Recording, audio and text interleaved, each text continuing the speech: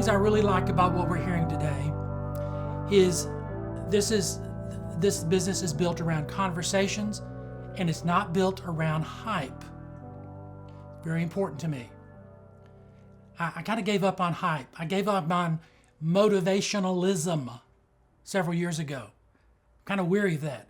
Inspiration works a little differently.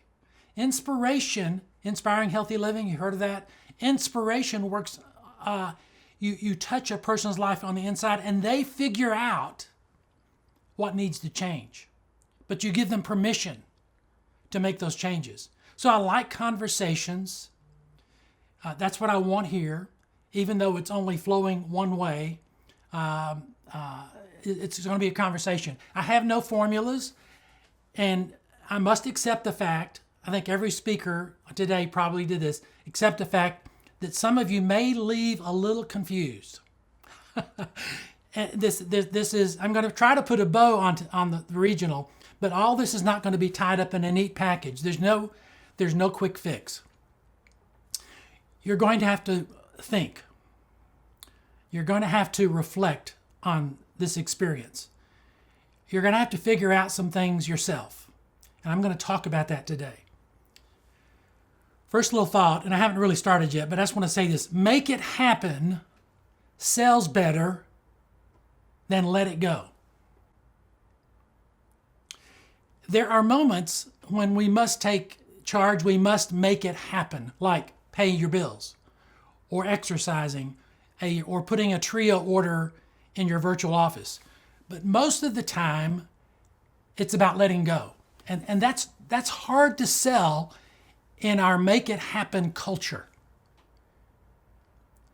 Because real learning is really about unlearning. We've heard this week. We've talked a lot about that personal development piece. Letting go of the familiar, the certain, letting go of the stories that aren't working anymore for us. So to be successful, whatever that is to you, I'm going to invite you to pay attention. You're going to have to pay attention. And here's an important phrase. You can write this one down. You're going to have to learn how to be an amiable observer of your life. An amiable observer of your life. I'm fascinated by this big fancy word I'm going to share with you. Psychotherapy. Comes from two words, Greek words, psyche, meaning soul, and therapeuo, meaning to listen to pay attention to observe. So psychotherapy means to pay attention to your soul. The ultimate goal of a good psychotherapist is, number one, to love you, and number two, not to fix you, but to guide you into a relationship with yourself built around gentleness, humor, love, and respect. And I would add one more thing to that kind of package. You're going to need a fellow traveler, or several. Someone who listens to you and loves you unconditionally. Someone who, when you finally get naked and honest, doesn't try to fix you or move you to the top of her prayer list. I've got about 6 friends like that. I cannot shock them. I cannot shock them. That alone makes me the richest, most successful man I know. And I hope you have the same. So what I'm going to do now is I'm going to unpack my talk. It's called 20 Secrets to Success, but only 2 really matter. And I've upgraded. I'm going to give you more for your money. I'm going to give you 3. But I'm going to embed those secrets in 3 basic observations about the things we've been talking about all weekend. 3 observations, and then I will let you know when I'm hitting on that secret. Observation number 1 is this. Juice Plus is a culture of encouragement. Juice Plus is a culture. You've heard it from every story practically. Juice Plus is a culture where failing and falling down, where humbling moments and deep disappointments do not have the last word. But often they become the next step toward the fulfillment of your dreams. So here's secret number one. Drum roll. Secret number one, give yourself permission to start over. Give yourself permission to start over. Many of you know who Kathy Crockett is. Kathy Crockett is just one of the most amazing women in our business. I've known Kathy. One of the great things about being around for so long is I've just got to watch people grow up, including myself. And Kathy's one of them. And Kathy made National Marketing Director. She has all the skills, all the gifts, all the abilities, all the natural things. In fact, when I look back, I realized that I stopped trying to guess who's going to be successful, who came into my business. But one time I was right. And when I met Kathy, I said, she's going to do it. And I was right. It's the only time I've been right. But Kathy Crockett made it. She made National Marketing Director. And she has so many gifts, so many skills. She was scattered everywhere. And her business suffered. And we had a conversation.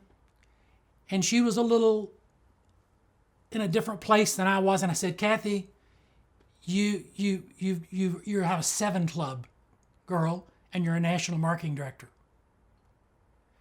She said, oh, really? We had a nice conversation. Now, long story short, she started over.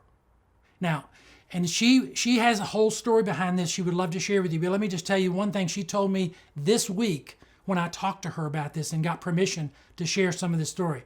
She did this for herself, and she tells people this, and I'm sharing this with you. When you're thinking about quitting, promise yourself this, that you will go to one more Juice Plus live conference. And she made that commitment to herself before she quit. And it turned around her mindset. Kathy Crockett is now a 100 Club member and one of the top national marketing directors in our company. She gave herself permission to start over. Now, to me, the story that blew me away, that really kind of early on shaped my own philosophy, came from Harriet Sulzer. Harriet's another 100 Club member. She's been around maybe a few months longer than me in the business, but she has a huge organization, and she is just an amazing woman. But she does tell this story about early on in her business. She's from Jackson, Tennessee, but she was living in Atlanta, and she set up an event in Jackson and drove the 8 hours to Jackson, invited dozens of people, rented a room at the Holiday Inn. This is back in the day when you had overhead projectors. Are you with me there? This is the dinosaur story. And 2 people showed up, her mother and her father. And she gave the presentation. And her parents loved it. She packed up the chairs. She folded up her overhead projector. She got in her car and drove home wondering, what am I doing? And then she had an idea. She started calling all the people who didn't show up, who had said they were. And she said, we had a great meeting. We had a wonderful time, and I'm coming back in 2 weeks. Will you be there? So much is happening. She went back, the room was full, and the rest is history. When I called Harriet last week and talked to her about this, it was like a reunion. And she said, David, what if I hadn't gone back? She now has a 100 Club leg that starts in Jackson in the person of Dr. Doug Odom, who came out of that meeting when she came back. Harriet gave herself permission to start over. But what if she hadn't gone back? In the real world, we get up every morning, we brush our teeth again, hopefully. We eat our Juice Plus again. we take another shower, we get dressed again. In fact, we start our lives over every day. So understand this, starting over is not a recognition of failure, it's the relaunching of personal hope. And the principle I want you to get from this secret is this. In the Juice Plus business, we don't start over because we have to. We start over because we can. And it's a gift. Second observation. Juice Plus is a community of people who get to do what they love. Juice Plus is a community of people who get to do what they love for the people they love. Juice Plus is a community of people who get to do what they love for the people they love with the people they love. Wow, isn't that something? You've heard that. This amazing community. Human beings are uniquely relationship driven. Somewhere in an ancient text it says something like this. It's not good. It's not good for any person to be alone. We were born to belong. And most of us know by now that we grow and we thrive with our tribe, if it's the right tribe. And yet for many of us, fear, we've been talking about fear. Fear is probably the most likely reason. For many of us, for many reasons, we live in isolation. We're members of social groups, but we are stayed armored up and protected. We are gracious, but we are even better at being guarded. And it's fear. Fear of being known, fear of being found out, fear of losing face, being misunderstood, judged. And so it makes sense to me that it's hard to move into community. Paul Young, who wrote The Shack, in an interview I heard him say, most of our hurts come through relationships. But our healing will come through relationships as well. Because of past hurts. That's why it's hard to move into what I'm calling secret number 2. Secret number 2 is this.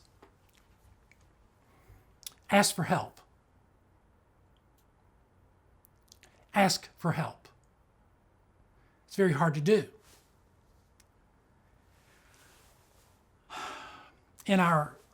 We live in a performance-driven culture, and oh, by the way, remember, we do get paid a performance bonus. It's hard to shift. We are in a performance-driven business.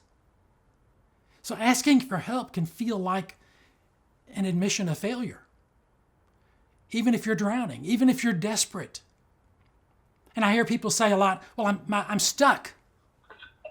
And stuckness is almost like a malady.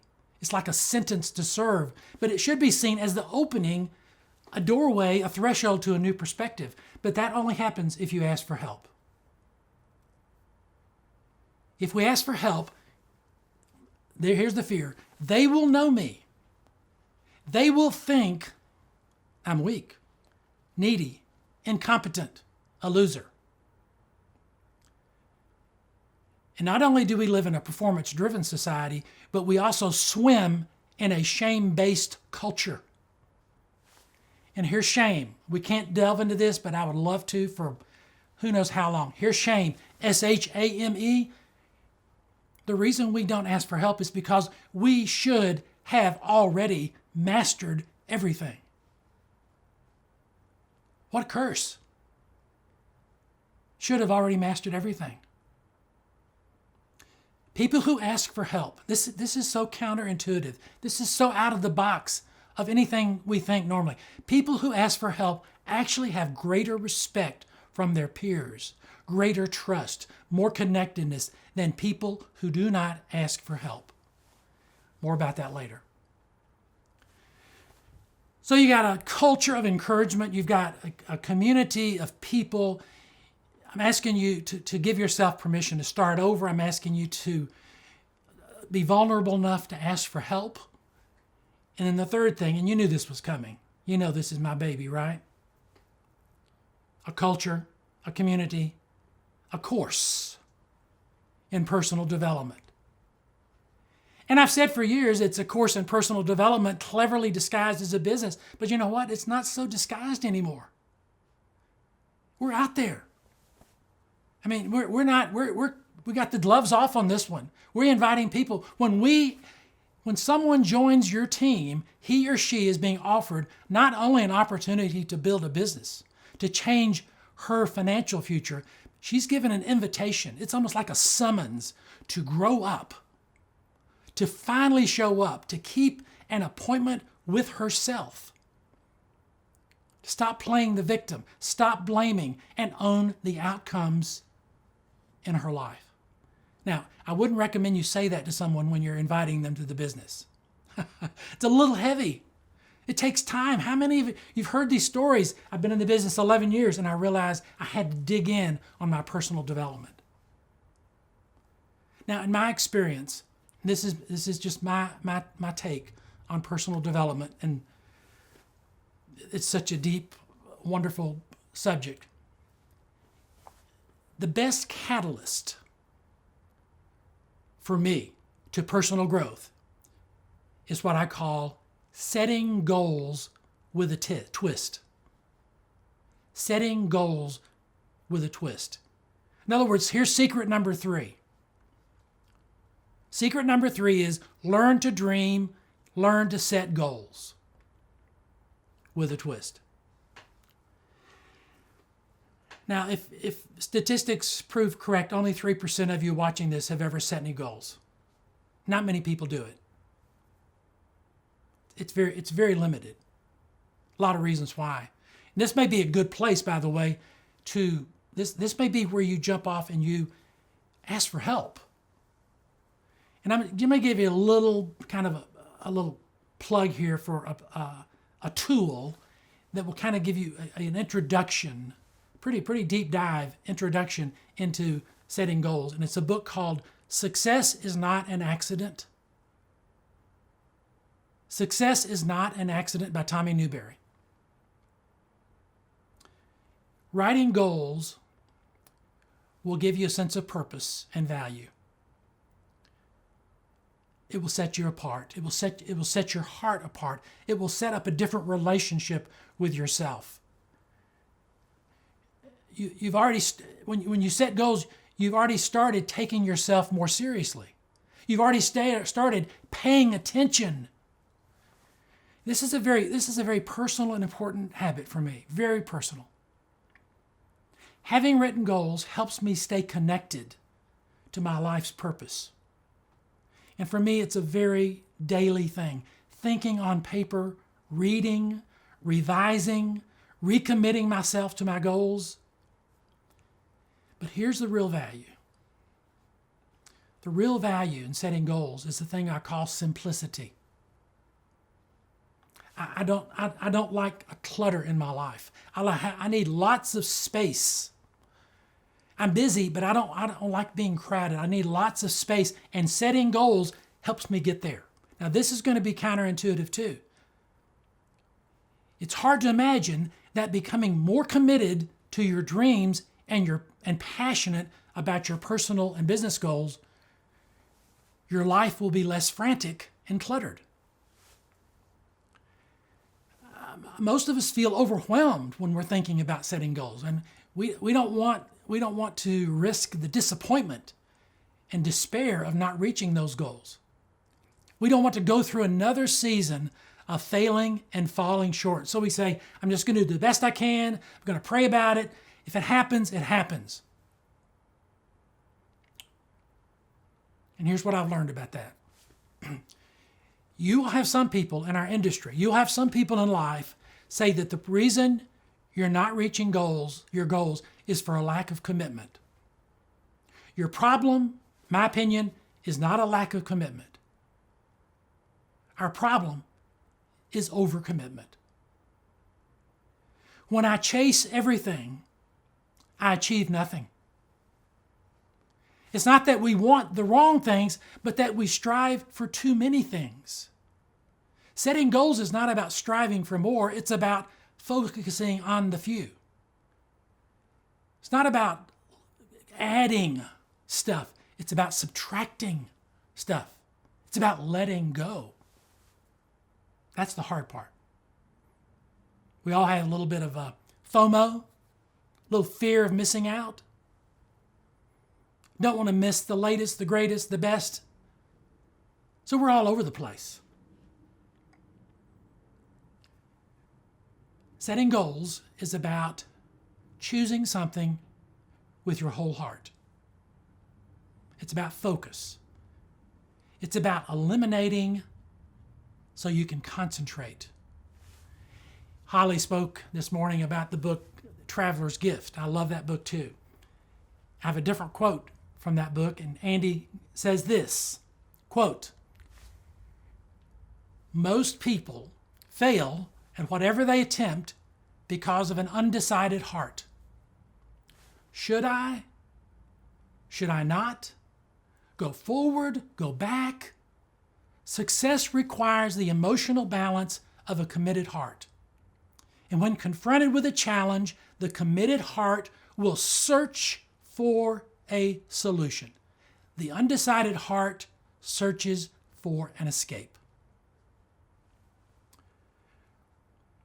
Well, it's all about our story, isn't it? I first was introduced to Juice Plus while I was with the business, and it changed my life.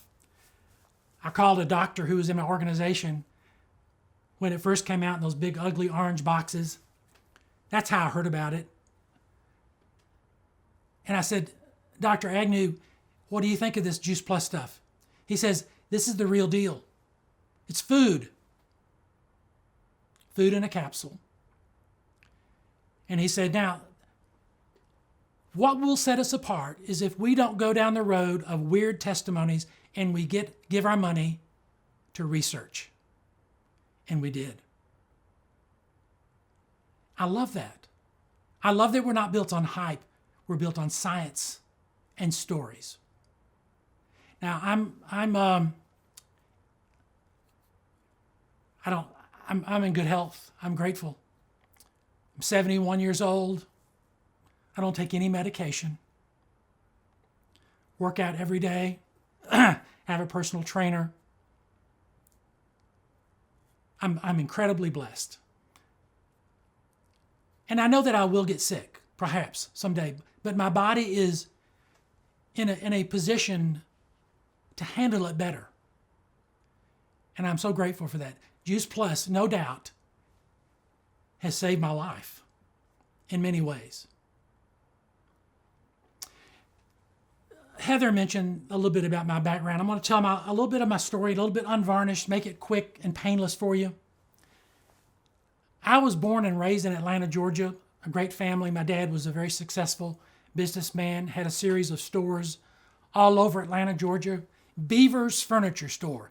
The byline was, ours is inspiring healthy living around the world. His was, we work like beavers to please you. And I had a big brother, 8 years older. He was everything to me. Excuse the pun, we literally had a Leave It to Beaver family. Beautiful home, North Atlanta, lived near Buckhead, Chastain Park.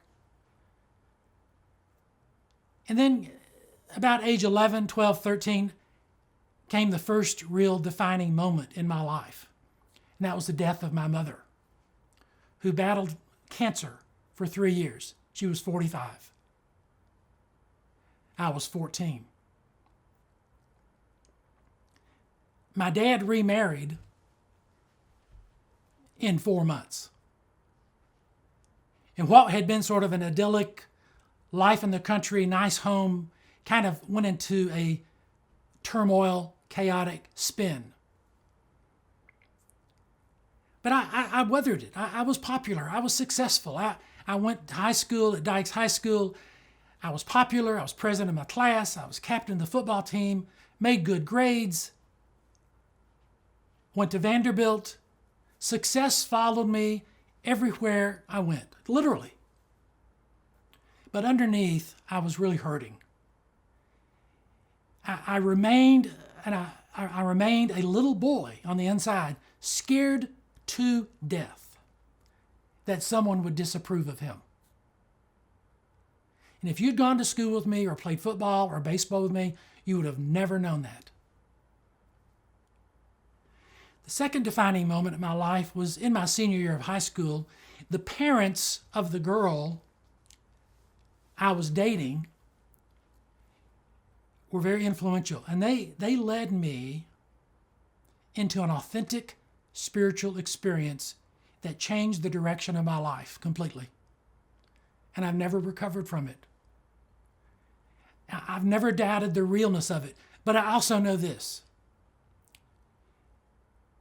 that church and ministry and counseling and Bible teaching also created another platform for me, another arena where I was not only successful, but where I was also driven by the fear of disapproval and a desperate need for validation and acceptance. When I was 36 years old in 1983, I was married, had 3 children under 11. I was a pastor of a church. And my life started to unravel. If you didn't get that last word, it's unravel. By the time I was 40, it was all gone. Family, marriage, ministry, finances, home, credibility, all gone. The next 10 years would be a season for me of confusion and shame. 10 years plus.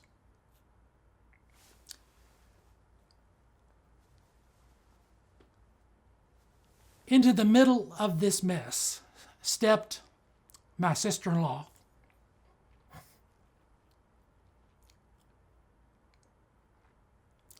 Jackie Beavers, and her 23-year-old son, Kurt. I had no job, I had no income. I was living in Atlanta with my 79-year-old father who had just been diagnosed with cancer. Kurt and Jackie said, "We want you to join us and work with us." I had no clue. Jackie said if I stayed with it, I'd eventually get it. So I said, okay. And the first 5 years with this company was an utter roller coaster experience. Eventually, following my father's death, I moved back to Nashville by myself, divorced, and my kids, they were living with their mom in Atlanta. And most of what I was earning with Juice Plus was going back to them. It really wasn't even Juice Plus by then, but I was with this company. I couldn't afford rent for an apartment. So a friend connected me to a couple who asked me to house sit for them. Their house was empty.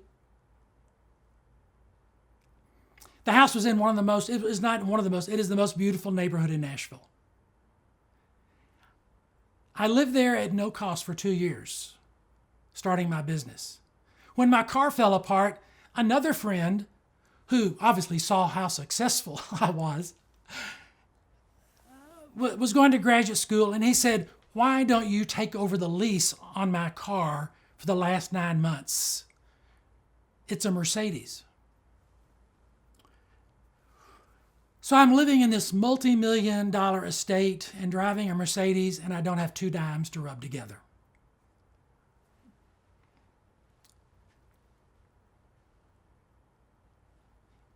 Have y'all heard that great duet, George Michael and Elton John, "Don't Let the Sun Go Down on Me"? Great phrase here.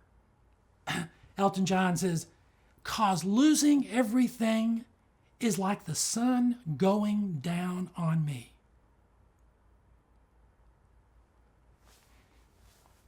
In 1993, the sun peeked out from behind the clouds. I'm now 46 years old.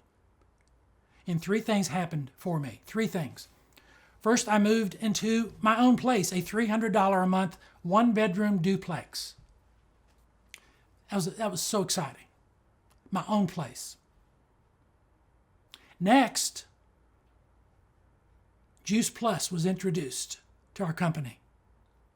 We had no idea what we had. No idea. Another box, another vitamin. What was this? Fruits and vegetables in a capsule. Oh, right.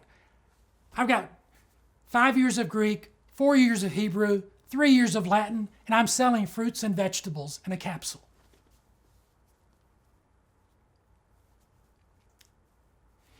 Third thing happened, I met Sally. Big change. Big change. Hope showed up.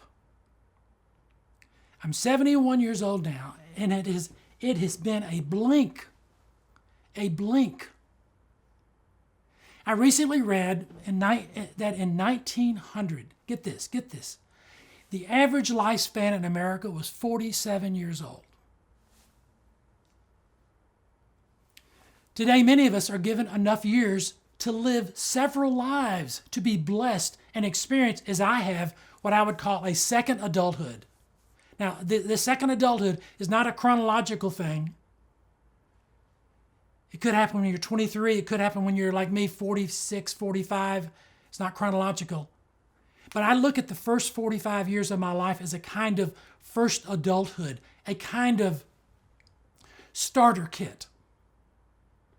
It got me going for a while. And then it stopped working. And in my case, it fell apart completely. And it forced me to question what I call, and this is, I want you to write these down, what I call the 5 rules. Am I unstable here?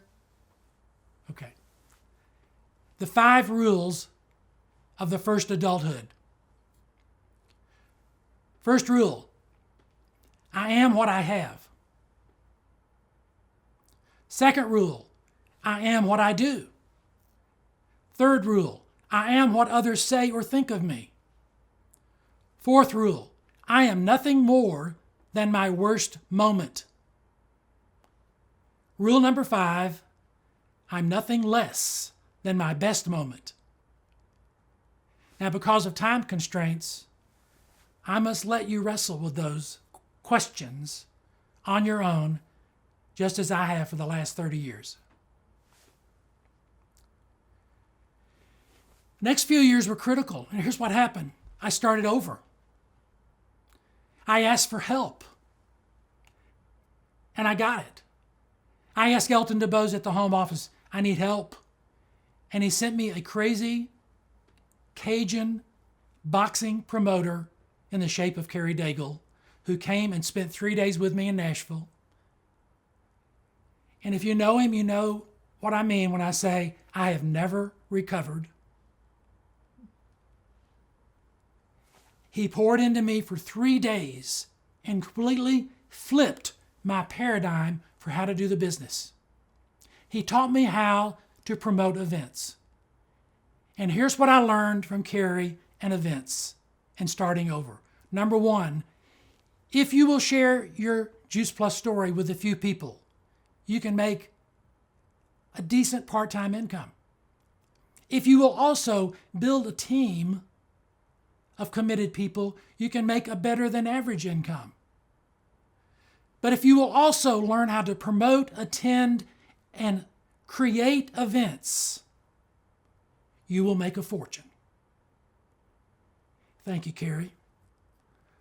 With that kind of love and support, I decided to give myself wholeheartedly to the Juice Plus business. And along the way, I recovered my love for teaching and mentoring. I set some goals. one of the first goals that Sally and I set together was for her to retire from teaching. We wanted to travel together. She had one day off a year. She couldn't travel with me. We wanted to be together as much as possible. And here's the goal. Sally, she's sitting right here. Sally, when my monthly Juice Plus income matches your annual teaching salary, I want you to retire. 6 years after we were married, that's what happened. Today we live in a beautiful home, and it's paid for. We live in a home in the same neighborhood where our house sat for 2 years. And every day I drive by that estate, going to the grocery store, going to work out. I drive by it 2-3 times a day, and every day I just whisper, thank you. Thank you. Now, I want to close with some interesting pieces about your story. My good friend Richard Rohr, Franciscan priest, says this: we cannot see something we've never been told to look for. That's why we tell our stories. Stories give people a vision. Stories give people a picture, a bridge in their minds of how to get from here to there. Stories plant the seeds of hope in the hearts of people. And that's whatever is going on in your life. When you tell your story, you're stepping into another person's life and you're planting the seeds of hope. Now I'm going to close with one final story. The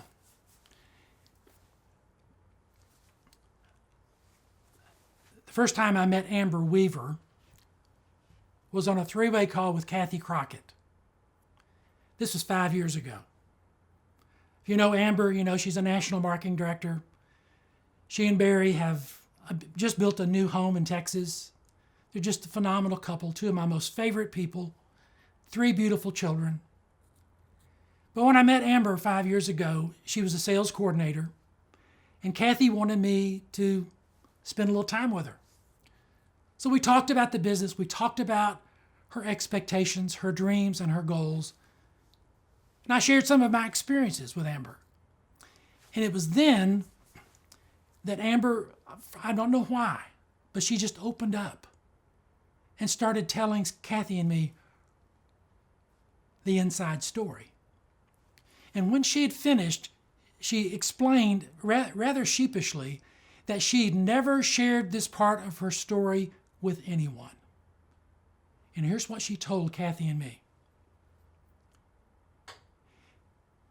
In 2003, I was 21 years old, and my husband Matthew took his own life. A week after his funeral, I found out that I was 3 weeks pregnant. And that beautiful little boy was born in 2004, Benjamin. I asked Amber, I said, what did you do? And she described it as just feeling utterly hopeless, an emotional heaviness, going through the motions. She said there are days of just what next? It was dark, and she said it was very lonely. Then she told me that she had found someone to help her. She was working closely with a life coach. Someone, she says, this is so good. She says, someone who handles her with grace, truth, and compassion. Amber says, he's taught me how to center myself, to deal with my thoughts and emotions. I work hard to stay balanced. I take time to rest and be led by others. I ask for help. I ask God every day to use me as a picture of hope for others. It's been a struggle to put the pieces together to find normal again. But the struggle has made me. I see things differently. I think I'm more patient. I think I'm more raw. I think I'm more real. After all this, I said, Amber, listen to me. Like a father, you know. I said, Amber, listen, whenever you tell your story to someone, tell it from that place. Tell it from the broken places in your life. It's real, it's authentic, and it gives people hope. You don't have to give every single detail of your life every time you share your story, but we can all tell our stories from that special place. I believe we all can. You've heard it this weekend. We can all tell our stories from the broken places, the imperfect places in our lives. It will take some courage. It will take time. It will take some testing of the waters. But once we've integrated our experiences into our lives, once we realize that there's no shame in struggling, that there's no need to place blame anywhere, that we can forgive ourselves, we can forgive our reality for being whatever it is, we can tell our stories, our real stories, and guess what?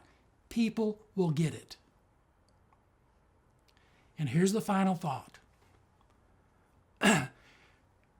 We give people hope, not only when we tell our stories, we give people hope when we listen to their stories.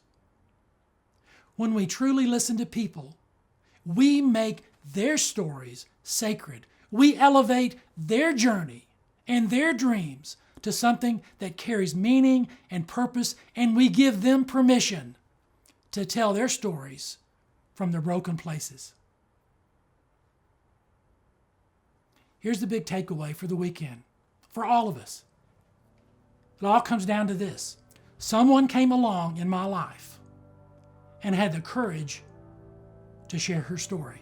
And that has made all the difference. I want to thank all of you for making the decision to be with us this weekend. It's already changed my life. The next time we're together as a Juice Plus family, we'll be in 75 days at the Juice Plus Live conference in Tampa, Florida. 75 days. Just think of all the stories, all the seeds of hope we're going to plant.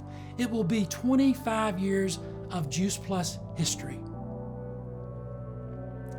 So today might be a good day for all of us to start over, ask for help, and learn to give your whole heart to the thing that matters most to you. I'll see you in Tampa. Thank you.